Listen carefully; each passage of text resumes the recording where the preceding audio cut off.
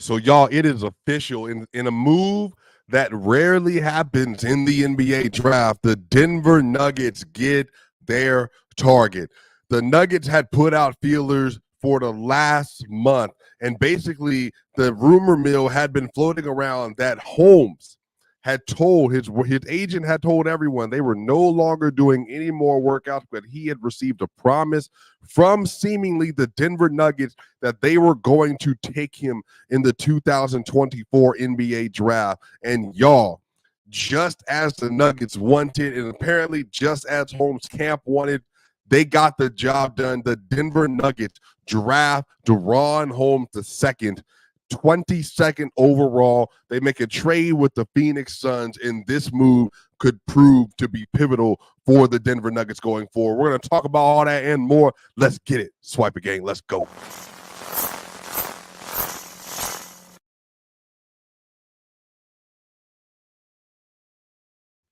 Y'all, the Denver Nuggets get their man. Daron Holmes is officially a Denver Nugget.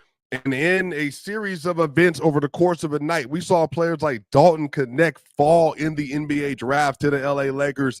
There were a lot of moves, a lot of different things that were happening, and the draft was looking real funny. And so let me give you a little bit of a timeline. So Daron Holmes was pegged as the opportunity player for the Denver Nuggets, a 6'10" center, a lot of mobility, good three-point shooter, good vertical spacer, be a rim runner, can operate out of the pick and roll, but also defensively, he's one of the best defensive players in his class. And so you can understand why the Denver Nuggets would want to make this move. Why they would want to make this move. They wanted to get a versatile big that's legitimate 6'10", that has the ability to move in space, and basically all the things that Joker isn't good at. Again, to be a good vertical spacing defender, to be a lob threat. And then on top of that, there's things that he can do next to Jamal Murray and others that will really help the Denver Nuggets roster. So this actually is a very shrewd move from Denver. And the fact that they were so intent on getting this done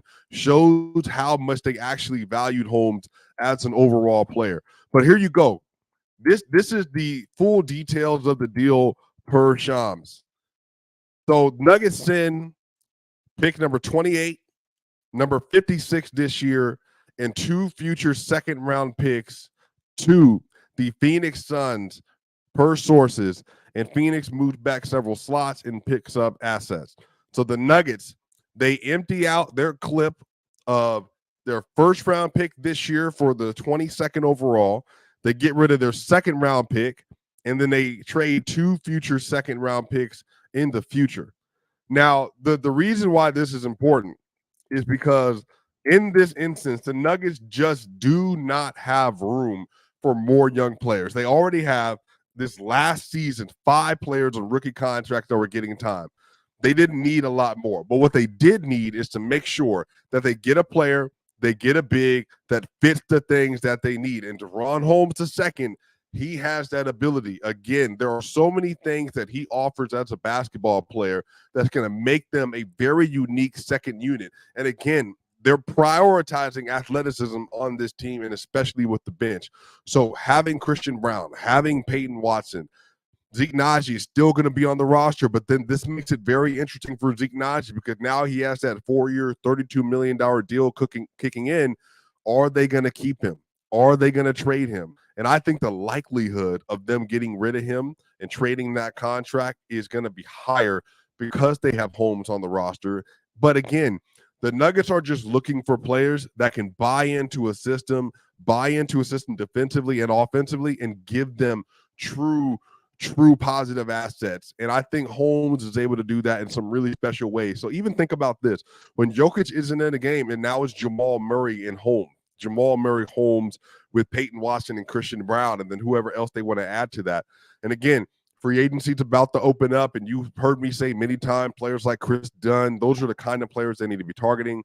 You know, Nickeil Alexander-Walker last year, again, we'll see what happens with Bruce Brown and that whole situation, but there are players that you want to put around Jamal. This is, to me, the first step for the Nuggets. The first step for the Nuggets, getting in place the second unit that they are going to need to help them compete for another title. Because what happened was this last year, They just did not have enough optimal pieces to turn to for them to be able to truly compete like they wanted to late season, in the second round of the playoffs versus the Minnesota Timberwolves. They just ran out of gas. They didn't have enough guys that were able to do enough things to help the team out. They couldn't play Peyton Watson a lot because offensively he was very limited, even though they needed his defensive upside. Who, again, Peyton was really good versus the Los Angeles.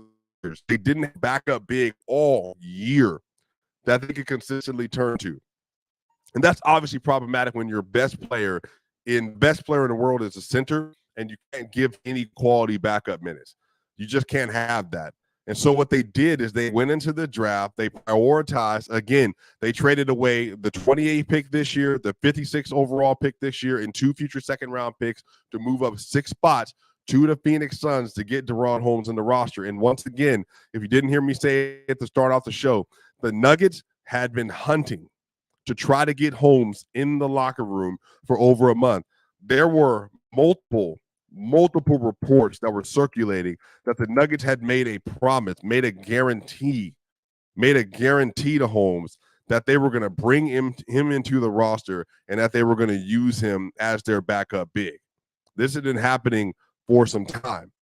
And so we are currently in a situation now where I think that Holmes is going to be able to offer so many great things that they just have not had on the roster. And so I'm really excited to see how this ends up turning out for the Nuggets. But again, this gives them so much more versatility defensively, especially. And again, Holmes is going to have to get better without a shadow of a doubt. Holmes is going to have to make some serious improvements offensively. He doesn't have a strong post game right now. There are some things that he's going to continue to get better at because, again, that's just the way basketball works. Like, you're not always going to be as well-rounded and as skilled as you need to be coming into the league. But that's why you have coaches that help you get there and coaches that help your game develop. And so I do think there's going to be some growing pains with him, as there should be.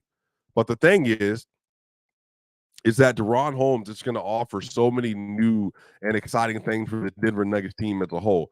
And so if you look at the Ringer, this is their big board, their write-up on Daron Holmes. And he's a throwback big, according to the Ringer, throwback big who can block shots and finish lobs with the benefit of modern switchability. He's just figuring out how to play in his body. He was listed at 6'8" as a high school senior. Then he's brought it to 6'10" at Dayton. So he's now around 230 pounds with a long wingspan and explosive leaping ability. Shot blocking is his best defensive skill. The Nuggets don't have that outside of Peyton Watson, truly. He's agile, small spaces, and perceptive. He keeps his head on a swivel and hustles for second and third efforts on possessions. He also can step out as a disruptive perimeter defender who slides his feet with his arms spread wide. Intelligent player who embraces his role as a screener, cutter, and a rim runner. He always boxes out. After defensive stops, he'll instantly sprint up the floor and have his hands up to catch passes. And if he doesn't receive the ball, he doesn't mope. His three-point percentage is way up. He shot 26.9% over his first 2 seasons. But listen to this. But he's at 43.6% this year on quadruple the attempts per game. His form looks a tad quicker and smoother than the elongated release he used in previous years. Excellent pick-and-roll finisher who sets strong screens at the proper angles and has great timing on his rolls to the rim. He also has soft hands that allow him to catch tough passes and athleticism to finish powerful dunks. Dayton uses him in the middle of zone defenses, which displays his ability to serve as a short role playmaker. Dishing passes, he is mostly a straight line driver, but he shows potential when attacking from the elbows to get to the basket. Though he lacks advanced footwork in the post, as I noted earlier, he's good enough to beat mismatches at the next level. He could punish a twitching defense by sealing off a smaller defender under the rim. Now, his minuses: limited experience playing against top competition. NBA offenses will be a major adjustment for him in terms of speed, especially since he frequently gets pulled out into switches at the college level. He's effective at getting stops at that level, but the pros are a different monster. Cutting down on turnovers should be a priority. He telegraphs too many passes, and he'll sometimes dribble himself into trouble. He's a bit robotic, pounding the ball with his right hand in a way that could get him stripped by NBA defenders. Is his shooting improvement for real? This season, he's shooting an outlier number from 3, but his free throw percentage isn't notably improved and is still below 70%. So, again, that is a good summary of his game: 20.4 points per game, 38.6% from three, 8.5 rebounds, 2.1 blocks. Again, 6'10" with a 7.5-foot wingspan. 7.5-foot wingspan. Yo, that's really, really good. And again, those are things that the Nuggets don't have on their roster that is going to help them in the short term and in the long term. And again, you got to look at his fit with Holmes next to Peyton Watson, next to Christian Brown, next to Jamal Murray.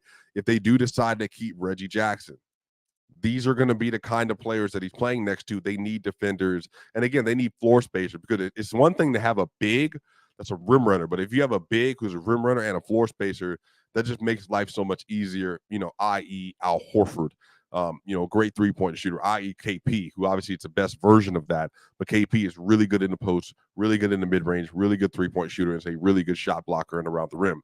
So they want more players like that in their system. And so getting that at the 22nd overall pick is important, because they missed out on OG Anunoby a few years ago in 2017 because they should have took him at the spot. They didn't. They then missed out on Tyrese Maxey, who went a pick ahead of where they were, because they took him. Tyrese Maxey went at 21. They took Zeke Naji at 20. And so they missed out on Tyrese. In this instance, they just weren't going to miss out, because the New York Knicks, give you a timeline, the New York Knicks, they have re-signed OG Anunoby to a 5-year, $250 million deal. They are trying to resign Isaiah Hartenstein. They just traded for Mikal Bridges, gave up a bunch of picks for him. They got Jalen Brunson, Dante DiVincenzo, Mikal Bridges. They got Julius Randle on the roster still, Mitchell Robinson. But in case they couldn't re-sign Isaiah Hartenstein, they were absolutely going to try and take a center. And so I think Calvin Booth and the Denver Nuggets front office, they saw what was happening. They saw the fact that the Knicks would try to get another big, more than likely. They had back-to-back picks at 24 and 25. And then they said, we're not going to take that gamble. We're not going to hope. We're not going to wait.